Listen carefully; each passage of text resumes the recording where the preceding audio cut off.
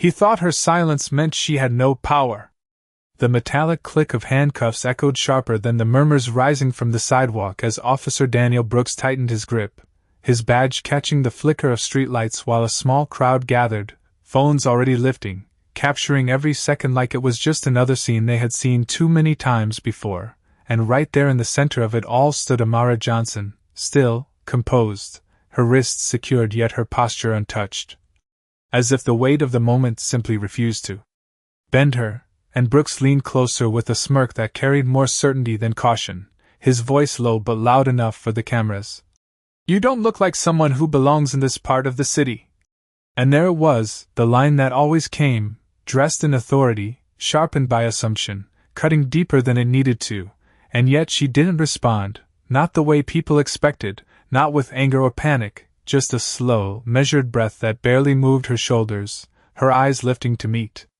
his for a fraction of a second longer than comfortable, a look that didn't challenge him, didn't plead, didn't explain, just observed, and that was what unsettled him, because people in her position were supposed to react, supposed to break the tension, but she didn't, and the silence stretched, thick and heavy, until Brooks filled it again, louder this time, performing now for the growing audience. "ID now," he said, though his hand had already made the decision for her, and somewhere behind the line of spectators, a black SUV slowed to a stop, barely noticeable at first, just another vehicle blending into the night. But the engine didn't cut off, it idled patient, like it knew something the rest of them didn't, and Amara's gaze flickered for just a moment in that direction before returning to Brooks, still calm, still quiet, and that was when it shifted, not visibly, not yet, but something in the air changed. Like the pause before a storm that hasn't announced itself, and Brooks felt it without understanding it, his confidence pushing him forward anyway, because authority had always worked for him before, because silence had always meant surrender, and he had no idea that this time, that silence wasn't weakness, it was timing, and somewhere behind him, a car door opened with a soft, deliberate sound that didn't match the chaos of the street, a sound too controlled, too precise, and Amara finally spoke, just one sentence, steady and almost quiet enough to miss. "You're making a mistake." Not a threat, not a plea, just a fact, and Brooks almost laughed, almost dismissed it the way he had dismissed everything else. Until he noticed the crowd wasn't watching him anymore, their attention drifting past his shoulder, their expressions changing, confusion first, then something else, something closer to realization, and for the first time that night, Daniel Brooks hesitated, just for a second, just long enough for the world behind him to catch up. The hesitation lingered just long enough to feel unfamiliar, like a crack in something that had always felt solid, and Daniel Brooks turned slightly, not fully, just enough to follow the shift in the crowd's attention, his grip loosening by instinct rather than decision as the low hum of the idling SUV settled into the background like a steady pulse, and the street, once filled with scattered noise and casual curiosity, began to quiet in a way that did not feel natural, conversations cutting off mid-sentence, phones lowering just a few inches as people tried to understand what had changed, and Amara Johnson remained exactly where she was, her wrist still secured, her posture still composed, her breathing slow, and even as if none of this belonged to her, as if she had already seen how this moment would unfold long before it ever began, and Brooks cleared his throat, trying to reclaim control of a situation that suddenly felt less predictable. "Stay right there," he said, though she had not moved, though she had given him no reason to repeat the command, and the words came out sharper than intended, edged with something closer to uncertainty than authority, and behind him, the door of the SUV closed with a soft, deliberate sound, not rushed, not hesitant, followed by the measured steps of polished shoes meeting pavement, steady and unhurried, the kind of movement that did not seek attention yet commanded it anyway, and Brooks straightened, his shoulders tightening as he turned fully now, his expression shifting from irritation to confusion as he saw them, three figures in dark suits moving with quiet coordination, their presence out of place yet somehow more fitting than anything else on that street, and one of them stepped forward slightly ahead of the others, his gaze scanning the scene not with curiosity but with assessment, taking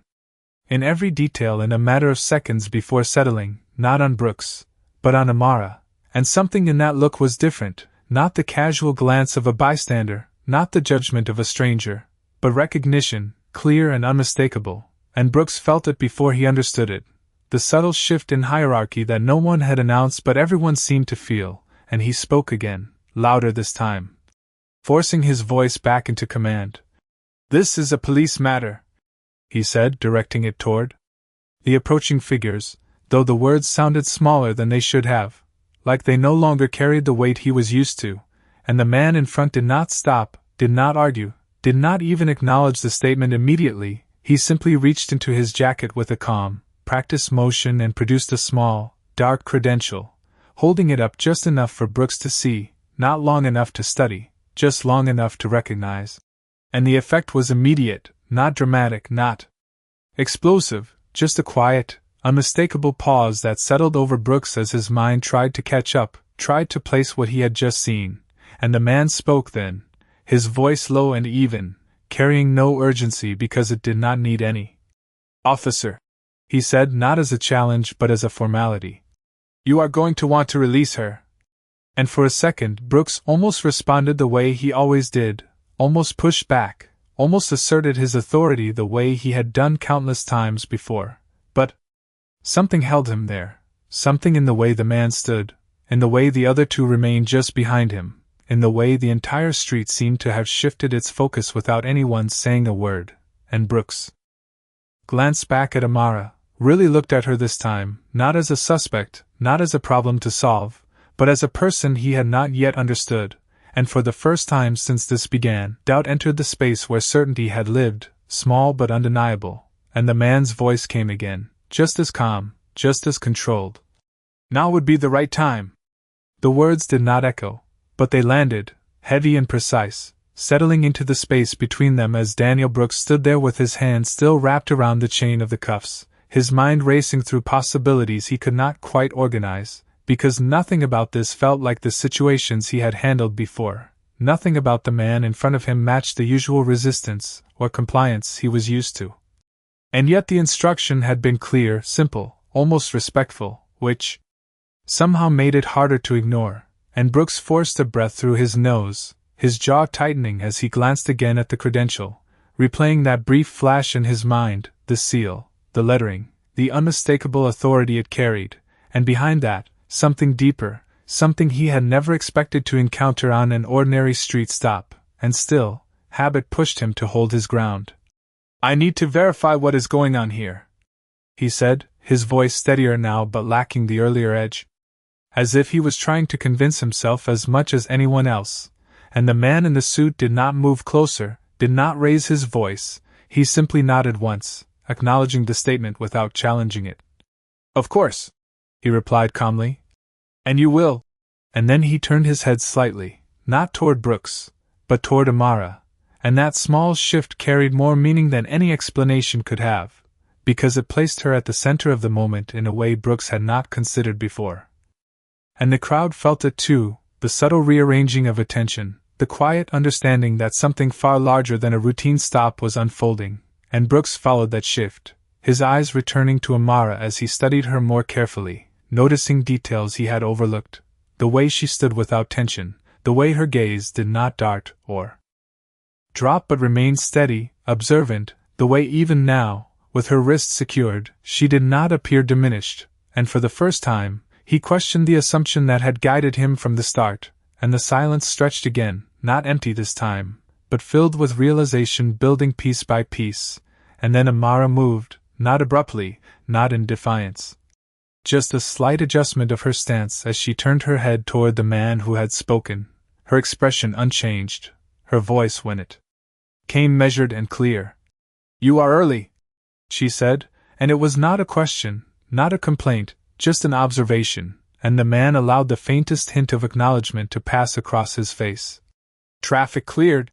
he answered simply, and that was it, 2 sentences exchanged with the ease of familiarity, the kind that did not need explanation, and Brooks felt the ground beneath his certainty shift further, because this was no longer a situation he could frame within his usual expectations.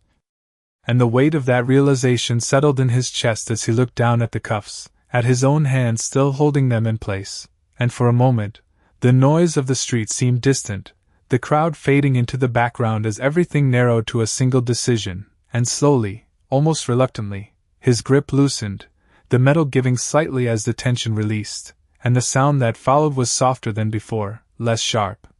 but far more final, and Amara's hands came free, not pulled away, not rushed, just released, and she lowered them calmly, as if this had always been the inevitable outcome, and Brooks stepped back half a pace without realizing it, creating space where there had been none, his eyes fixed on her now with a different kind of focus, searching, uncertain, and the man in the suit stepped forward then, just enough to stand beside her rather than in front, his posture respectful, deliberate. And when he spoke again, it was not to Brooks, not at first, but to her. "Ma'am,"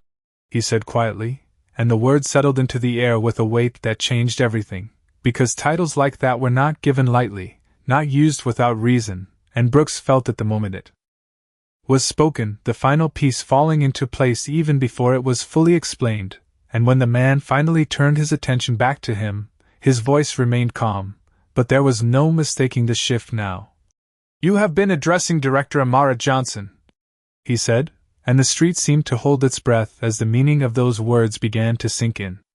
The title did not need to be repeated, it did not need emphasis, because it settled into the air with a quiet authority that carried farther than any raised voice ever could, and Daniel Brooks felt it immediately, the shift from assumption to realization happening not all at once, but in fragments, each second pulling another layer away from what he thought he understood, and he stood there, shoulders still squared out of habit. But the certainty behind that posture was gone, replaced by something unfamiliar, something heavier, and his eyes moved back to Amara Johnson, really seeing her now, not as a figure in a situation, not as a name on a report, but as someone who had never once needed to prove anything to him, and yet had allowed him to reveal everything about himself, and the crowd sensed it too, the subtle unraveling, the way the energy of the moment no longer centered around the uniform, but around her, as whispers shifted from curiosity to disbelief, as phones steadied. Again, but for a different reason now, capturing not confrontation, but consequence, and Brooks swallowed, the motion small but noticeable, as he tried to find footing in a situation that no longer followed the script he had relied on for years. "Director," he repeated under his breath, as if saying it might help him process it, might slow the pace of what was happening, but it did not, because the reality had already taken hold, and the man beside her gave a slight nod, confirming without needing to elaborate, because the title spoke for itself, and Amara did not step forward, did not assert, did not escalate, she simply stood there, her hands now free, resting naturally at her sides, her expression unchanged, calm in a way that did not seek control but already had it, and that calmness did more than any command could have, it forced the moment to settle, to be seen clearly, without distraction, and Brooks felt the weight of every word he had said earlier, every assumption he had made, not thrown back at him, not spoken aloud, but present all the same, undeniable and impossible to ignore, and he opened his mouth slightly, as if to speak, to explain, to recover something of his position, but no words came. Because there was nothing to explain that had not already been shown, and the man in the suit shifted his attention back to Brooks, his tone still measured, still controlled, but now carrying a quiet finality. "This situation is being documented," he said, not as a threat, but as a statement of fact, and Brooks nodded once, almost automatically, because for the first time, he understood that this was not about a single moment, not about a street, or a stop, or a misunderstanding, it was about something larger, something that had already been set in motion long before he stepped into it, and the realization settled in fully then, not sharp, not sudden, but steady, like a door closing without sound, and Amara finally took a step forward, not toward him, not past him, but simply forward, reclaiming the space that had always been hers, her gaze meeting his once more, not with anger, not with triumph, but with something far more difficult to face, clarity, and when she spoke, her voice was calm, even, carrying no need for volume. "Next time," she said, pausing just long enough for the words to settle, "look before you decide." And then she turned slightly, the movement effortless, as if the moment had already ended for her, as if she had already moved on, leaving Brooks standing there, not corrected by force, but by truth, and for the first time that night, he understood that the badge he wore had never been the real measure of power, not here, not in this moment, not against someone who never needed to prove it at all. The night did not end when she turned away, it only became quieter, heavier, like the air itself was holding on to what had just happened, and Daniel Brooks remained exactly where he stood, his feet rooted to the pavement as the reality of the moment settled deeper than any command ever could, because there was no sound now to hide behind, no raised voice, no urgency, just the low hum of the city returning in fragments, distant traffic, a faint breeze brushing past, and the soft murmur of a crowd that no longer saw him the same way, and he became aware of it slowly, the shift in their eyes, the absence of that automatic deference he had grown used to, replaced by something quieter, something that lingered longer. Observation, judgment, and for the first time, uncertainty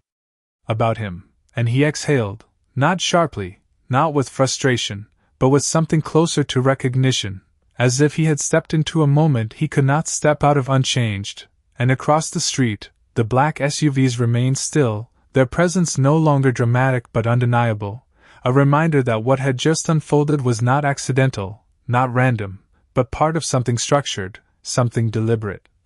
And Amara Johnson moved toward them without urgency, her steps measured, her posture unchanged, not hurried, not triumphant, simply moving forward as if the path had always been clear, and the man beside her walked in quiet coordination, not leading, not following, but aligning, and when one of the rear doors opened, it was done with the same controlled precision as everything else that night, no sudden motion, no spectacle, just intention, and before she entered, she paused for the briefest second. Not to look back at the crowd, not to acknowledge the scene, but as if marking the end of something that had already served its purpose, and then she stepped inside, the door closing softly behind her, sealing the moment in a way that felt final, and Brooks watched it happen without moving, his hands now empty at his sides, the absence of the cuffs more noticeable than their presence had been, and he flexed his fingers slightly, as if realizing they were free from the action, but not from the consequence. And the suited man turned once more before following her, his gaze meeting Brooks for a fraction of a second, not hostile, not forgiving, simply aware, as if everything that needed to be understood had already been understood, and then he entered the vehicle as well.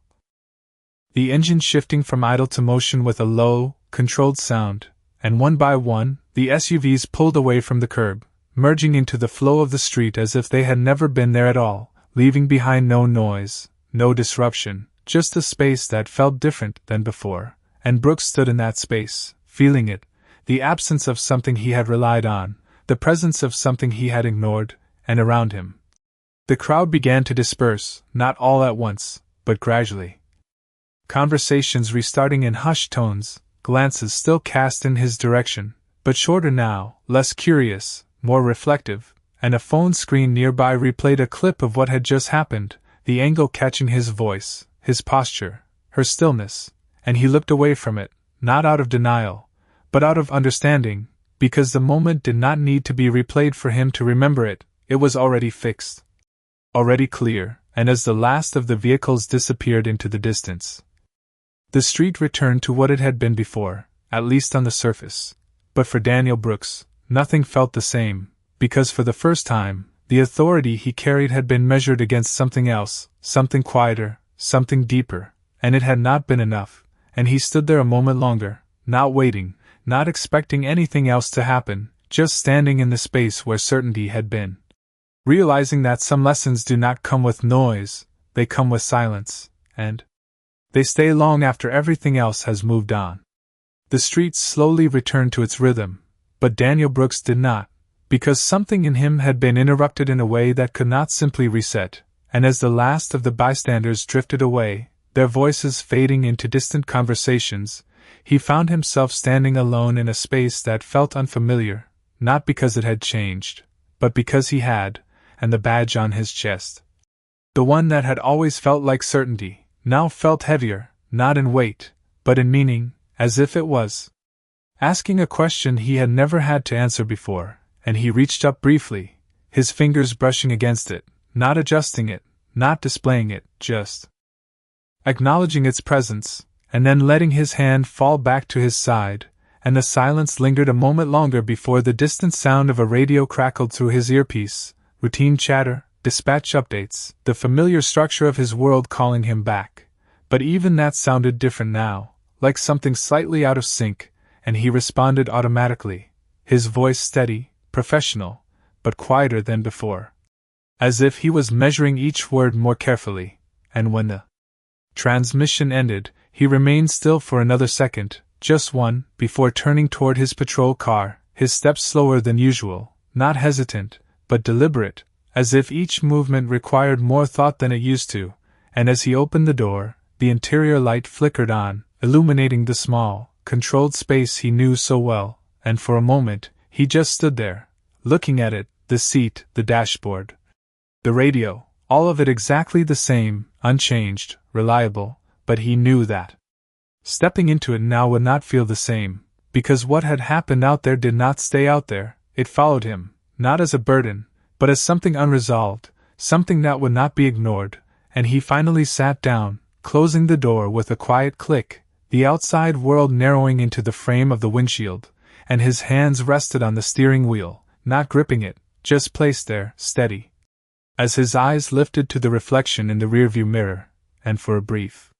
second, he looked at himself, not the uniform, not the role, but the person behind it, and there was no accusation in that reflection, no judgment spoken aloud, just awareness, clear and direct, and he exhaled slowly, the kind of breath that comes when something has shifted internally, not dramatic, not visible, but real, and the engine started with a familiar hum, grounding, steady, and he pulled away from the curb, merging back into the flow of traffic, the city lights stretching ahead in long lines, and as he drove, the events replayed, not as flashes, not as chaos, but in sequence, calm and precise, each moment clearer than before, each word carrying more weight now that he understood what he had not understood then, and somewhere in that replay, one thing remained constant, her silence, her composure, the way she had never needed to raise her voice to change the entire direction of that night, and that was what stayed with him the most, not the arrival of authority, not the presence of power, but the way it had been held, quietly, without force, without display, and as the miles passed beneath his tires, measured in steady increments of distance and time, he realized that what he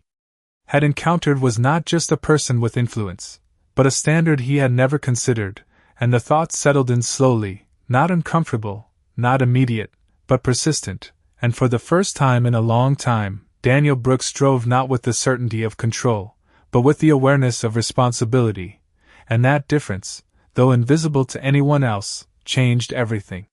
The city lights stretched endlessly ahead, reflecting off the windshield in long, blurred lines, but Daniel Brooks barely noticed them anymore, because his focus was no longer on the road alone, it was somewhere deeper, somewhere quieter, replaying not just what had happened, but how it had happened, and more importantly, why he had not seen it sooner, and the radio crackled again, another call, routine.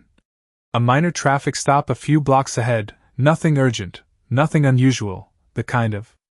situation he had handled hundreds of times without a second thought, and for a moment, his instinct was to respond the same way he always did, direct, efficient, unquestioning, but his hand paused just slightly over the radio before pressing the button. Unit 12 en route, he said, his voice calm, controlled, but there was something different in it now, something measured, and as he turned onto the next street, the environment shifted again, quieter, residential, streetlights spaced evenly. Every 50 feet, casting soft pools of light onto the pavement, and ahead, a single car sat pulled over near the curb, hazard lights blinking steadily, a young man standing beside it, hands visible, posture tense but still, and Brooks slowed his vehicle, pulling up behind him, the familiar process unfolding, but this time, it did not feel automatic, it felt intentional, each movement chosen rather than assumed, and as he stepped out of the car, the cool night air met him again, carrying with it that same stillness he had felt earlier, but now it did not feel heavy, it felt clear, and the young man turned slightly, his eyes cautious, waiting, expecting something, maybe judgment, maybe command. Maybe the same pattern that had played out too many times before, and Brooks noticed it immediately, that expectation, that readiness for something negative, and for the first time, he saw it not as resistance, but as experience, something learned, something repeated, and he took a breath, steady, grounding, before speaking, his tone even, respectful. "Good evening, sir, everything okay with your vehicle?" And the words landed differently than they might have before, not sharp, not suspicious, just direct and neutral, and the young man hesitated, clearly surprised by the tone, before nodding slowly. "Yeah, I think it just stalled, I am trying to figure it out." And Brooks nodded once, stepping a little closer but not too close, maintaining space, giving room, and as they spoke, the moment unfolded without tension, without escalation, just a simple interaction, clear and steady, and it was subtle, almost unnoticeable to anyone watching, but to Brooks, it felt entirely different, because this time, he was aware of his tone, aware of his assumptions, aware of the space between authority and respect, and as he helped the young man assess the situation, offering to call for roadside assistance, he realized that control did not come from dominance, it came from understanding, from choosing how to engage rather than reacting out of habit, and when the tow truck was on its way and the situation resolved, the young man thanked him, a simple, genuine thank you, and Brooks nodded, returning it just as simply, before walking back to his patrol car, and as he sat down again. The reflection in the mirror caught his eye once more, but this time, it did not feel unfamiliar, it felt clearer, not perfect, not resolved, but aware, and as he pulled back into the street, the city continuing around him in miles and minutes, he understood something that had not been clear before, that power was not just what you carried, it was how you chose to use it, and that choice, repeated in moments big and small, was what defined everything that followed. The night carried on, steady and indifferent, as Daniel Brooks drove through blocks that looked the same as they always had, storefronts closing, porch lights flickering on, the quiet rhythm of a city settling into itself, but inside the patrol car, something remained active, not loud, not distracting, just present, like a question that refused to disappear, and as the minutes passed, he found his thoughts returning again. Not to the moment of confrontation, not to the crowd or the vehicles or the title that had shifted everything, but to the space before all of that, the seconds where a decision had been made without thought, without pause, and he realized how quickly it had happened, how automatic it had felt, and how easily it could have gone differently if he had simply chosen to see first instead of assume, and that realization stayed with him as he turned onto another street, slower this time, more aware. His eyes not just scanning for movement, but observing, noticing details he might have overlooked before, the way people stood, the way they reacted, the small signals that spoke louder than words if you paid attention, and ahead, near a small convenience store, he noticed a woman standing near the entrance, her posture tense, her arms crossed tightly as she spoke to the store clerk through the glass, her reflection caught in the fluorescent lights above, and for a moment, Brooks watched from a distance. Not intervening immediately, not stepping in based on assumption, just observing, allowing the situation to reveal itself before he became part of it, and that pause, that single moment of restraint, felt different, intentional, and as he stepped out of the car, his approach was steady, not urgent, not confrontational, just present, and the woman turned slightly, her eyes meeting his with a mix of concern and caution, and he recognized that look now. Recognized the anticipation behind it, the expectation of being misunderstood, and he spoke clearly, calmly. "Ma'am, is everything all right here?" And the shift was immediate, subtle but real, the tension easing just enough for her to respond without hesitation, explaining that there had been a misunderstanding about a purchase, her voice steady but edged with frustration, and the clerk nodded quickly, clarifying his side as well, and Brooks listened, actually listened, not interrupting, not deciding before hearing both sides, and within minutes, the situation resolved itself, a simple explanation, a quick correction, no escalation, no lingering tension, just clarity, and as the woman thanked him quietly before leaving, Brooks felt something settle, not pride, not relief, but confirmation that the way he chose to approach a moment could shape everything that followed, and as he returned to his vehicle once more, The reflection in the glass of the door caught his attention again, but this time, it did not feel like a question. It felt like a continuation, something still forming, still evolving, and as he sat down and started the engine, he understood that what had begun earlier that night was not finished. It was ongoing, carried forward in every interaction, every decision, every moment where he had the choice to see clearly or to fall back into habit, and the road ahead stretched out in quiet lines of asphalt and light, measured not just in miles, but in moments, each one offering the same choice, again and again. And for the first time, he was aware of it, fully aware, and that awareness changed everything.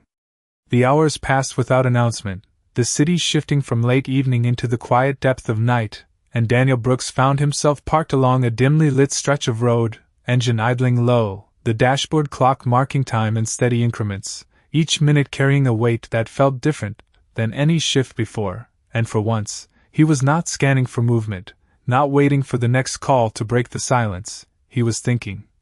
Not in fragments, not in passing thoughts, but in something more deliberate, something that asked him to look back further than just tonight, to see the pattern. The repetition, the moments he had moved through without question, without pause, and as he sat there, the glow of the streetlight casting soft reflections across the windshield, he began to understand how easily a role could become routine, how quickly authority could turn into assumption when it was never challenged, and his fingers tapped lightly against the steering wheel, not out of impatience, but as if grounding himself in the present, in the awareness that had only just begun to take shape, and the radio remained quiet for a moment longer before a new call came through, a report of a disturbance at a nearby apartment complex, nothing urgent, no escalation noted, just voices raised, neighbors concerned, and Brooks listened carefully, absorbing the details, his response coming slower this time, more measured. Unit 12 responding. And as he pulled away from the curb, the streets opened ahead of him, empty in long stretches, the kind of quiet that made every sound more noticeable, the hum of the engine, the tires against asphalt, the distant echo of sirens far away, and when he arrived at the complex, the scene was exactly as described, a small group gathered near the entrance, tension visible but contained, two voices standing out above the rest, not aggressive, just frustrated, layered with misunderstanding, and Brooks stepped out of the car, his presence immediately noticed. The group shifting slightly, attention turning toward him, and in that moment he felt the familiar expectation again, the unspoken anticipation of how this would unfold, and he paused, just for a second, allowing himself to take in the full picture before stepping forward, his voice steady, clear. "All right, let us slow this down, tell me what is going on." And the effect was subtle but immediate, the raised voices lowering, not because they were forced to, but because they were given space to, and one by one, the people involved began to speak, explaining their sides. Overlapping at first, then gradually falling into a rhythm as Brooks guided the conversation, not interrupting, not assuming, just listening, asking questions that clarified rather than accused, and as the situation unfolded, it became clear that it was not conflict at all, just miscommunication, a noise complaint misunderstood, a timing issue that had escalated into frustration, and within minutes, what could have turned into something larger settled into resolution, agreements made, understanding reached, and the group began to disperse, tension replaced with something quieter, something resolved. And Brooks stood there for a moment after they left, the night air still, the building lights casting soft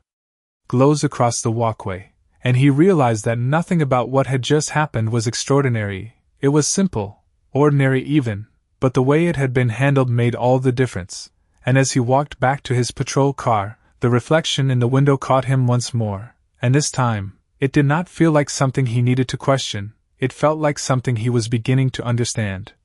And as he sat down and started the engine again, the road ahead no longer felt like just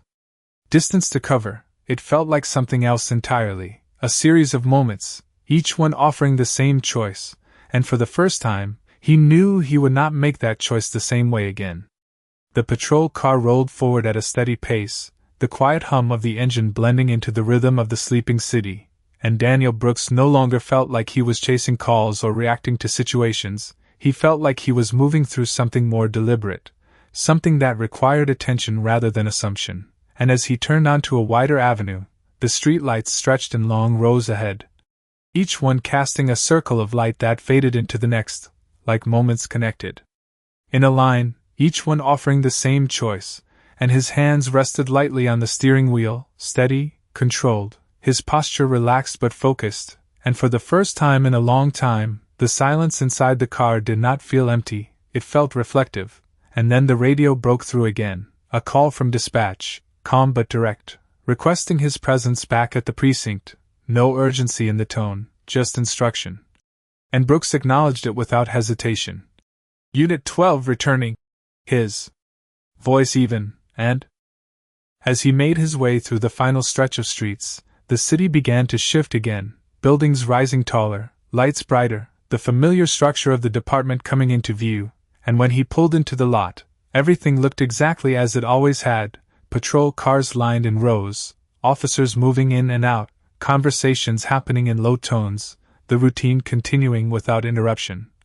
And yet as he stepped out of the car, something felt different, not in the environment, but in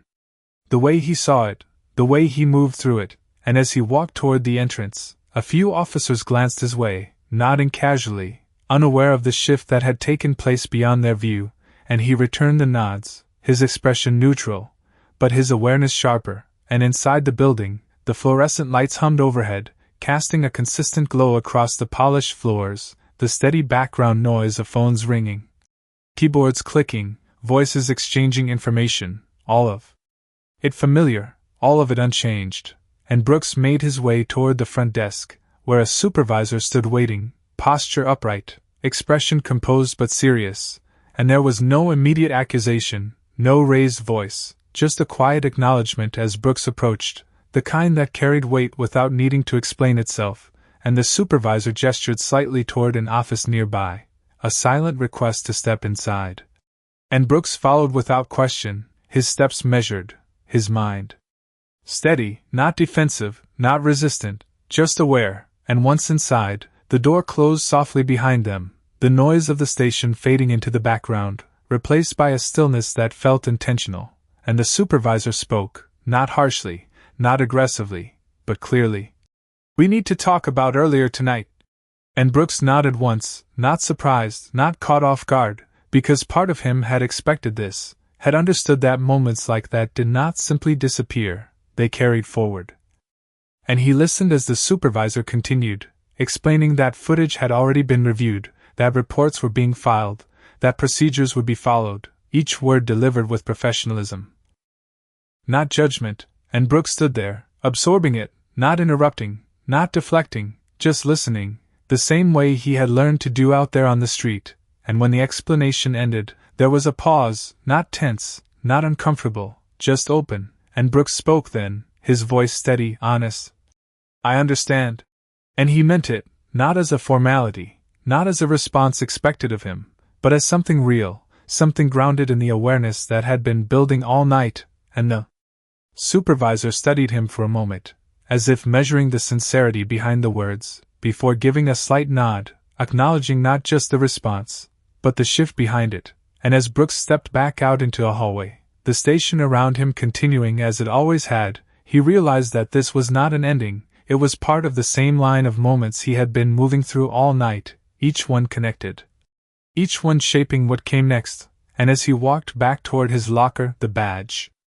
on his chest felt different again, not lighter, not heavier, just clearer, as if its meaning had been refined, and for the first time, he understood that accountability was not something imposed from the outside, it was something carried within, shaping every decision that followed, long after the moment itself had passed. The hallway stretched quietly ahead as Daniel Brooks walked toward his locker, each step steady but thoughtful, the low hum of the precinct surrounding him like a familiar rhythm that no longer felt automatic, and as he reached his locker, he paused for a moment before opening it, the metal door creaking softly as it swung open, revealing the simple contents inside, a spare uniform, a folded jacket, a few personal items that had always felt secondary to the badge he wore, and now, as his hand reached up to unclasp that badge from his chest, the motion felt slower, more deliberate, as if he was acknowledging something beyond routine, and when he held it in his hand, the weight was the same, the shape unchanged, but the meaning behind it had shifted in a way he could not ignore, and he stared at it for a second longer than usual, not with pride, not with doubt, but with clarity, understanding that it had never been about what the badge allowed him to do, but how he chose to carry it, and he placed it carefully inside the locker, not tossed, not forgotten, just set down with intention, and as he closed the door, the soft click echoed lightly in the quiet space around him, and he turned, leaning back slightly against the cool metal, his eyes drifting across the room where other officers moved about, talking, laughing, continuing their shifts, unaware of the shift that had taken place within him, and for a moment, he wondered how many of them moved through their days the same way he had, relying on patterns, on assumptions, on habits that had never been questioned, and the thought did not come with judgment, just awareness, the same awareness that had been building throughout the night, shaping each moment into something more than routine, and the sound of footsteps approached, steady and familiar. And Brooks looked up to see his partner, Officer Ryan Keller, walking toward him, his expression casual at first, but softening slightly as he noticed the stillness in Brooks' posture. "Heard about what happened earlier," Keller said, his tone not accusatory, not curious, just direct, and Brooks nodded once, not avoiding the topic, not deflecting it. "Yeah," he replied simply, and there was a pause, not uncomfortable, just open, and Keller leaned lightly against the locker beside him, crossing his arms, studying Brooks for a moment before speaking again. "You all right?" And the question carried more weight than it seemed, because it was not about the report or the review or the process that would follow. It was about something else, something deeper, and Brooks took a breath before answering, his voice steady. "I am," he said, and then after a brief pause he added, "just seeing things a little clearer." And Keller nodded slowly, as if he understood more than he said, as if he recognized that clarity did not come easily, and they stood there for a moment in silence, the kind that did not need to be filled, before Keller pushed himself off the locker, giving a small nod. "That is not a bad thing," he said, and with that he turned and walked away, leaving Brooks alone again, but not the same kind of alone as before, and Brooks straightened slightly, the weight of the night settling into something steady, something grounded, and as he stepped away from the locker and back into the flow of the station, he realized that this was not about one moment, one mistake, or one realization. It was about what came after. About the choices that followed when the lesson had already been learned, and as he moved through the hallway, the lights above casting a consistent glow, the sounds of the station blending into a steady background, he understood that the real measure of change was not in what had happened, but in what he would do next, in the moments no one would see, no one would record, no one would question, and for the first time, he was ready for those moments, not with certainty, but with awareness, and that awareness was enough to begin. The station did not slow down, it never did, and as Daniel Brooks moved through it, the rhythm of voices, footsteps, and ringing phones continued without pause, but for him, each sound felt sharper, more defined, as if he was hearing it for the first time instead of just passing through it, and he found himself at a desk near the back of the room, a report form open in front of him, the blank lines waiting, not demanding, just present, and he sat down slowly, his posture straight but not rigid, his hands resting on the surface as he looked at the page, and for a moment, he did not write, not because he did not know what to say, but because he understood now that what he wrote mattered in a way it had not before, every word shaping not just the record of what happened, but the meaning behind it, and he reached for the pen, his grip steady, and began, not rushing, not skipping, but documenting clearly, accurately, without justification or deflection, just truth, and as the words formed, line by line, the events of the night took shape again, but this time through reflection, through awareness, and when he reached the part that mattered most, the moment where assumption had replaced observation, he did not soften it, did not reframe it, he wrote it plainly, because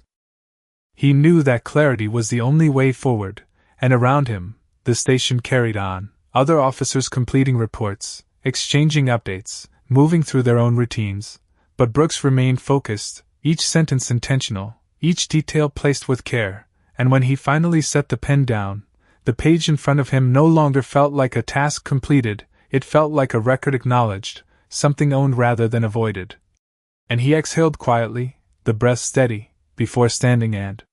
making his way back toward the supervisor's office, the report held in his hand. And as he entered, the same calm presence greeted him, the supervisor looking up with a measured expression, and Brooks placed the report on the desk without hesitation. "It is all there,"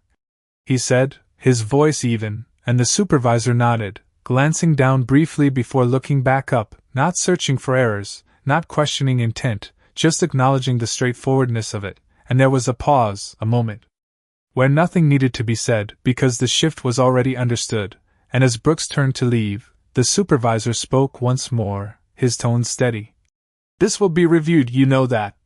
And Brooks nodded, meeting his gaze directly. "I do,"